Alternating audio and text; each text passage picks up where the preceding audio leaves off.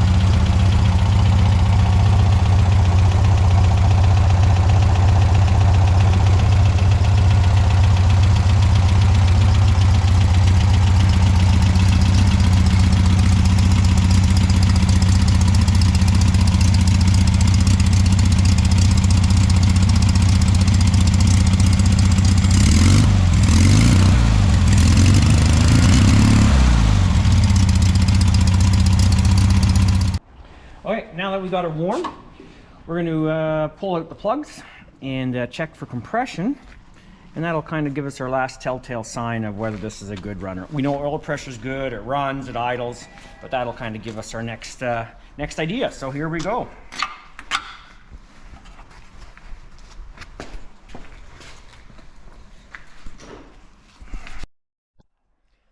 Alright, here we go.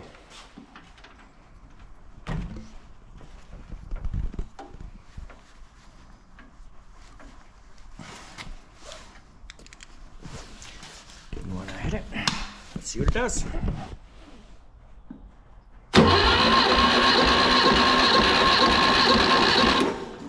Okay, we are at 120, 120. That's not bad. Turn it off. Turn it just. That was number. See, they even got numbers. Number 1. Oh, pretty smart. Yeah, those Germans pretty smart.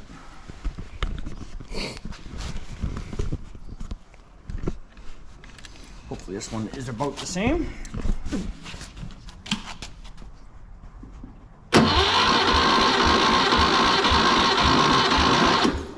Ah, that's a low one. 90 pounds. Right. Not ideal. I'll just turn the switch off. Maybe she comes around.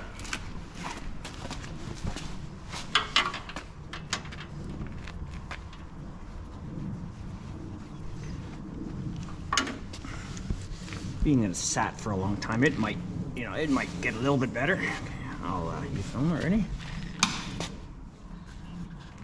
$120. That's not bad. Same as the other one. We're gonna try that one again because. Okay. It'll help a little bit. Spin it over a little faster.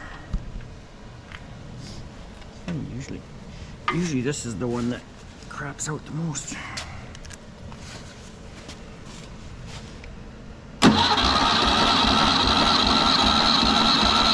120. So 3 of them are really bang on. Let's just try that one more.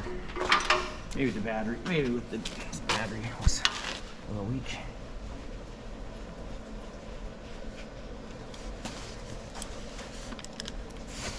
Try it one more time.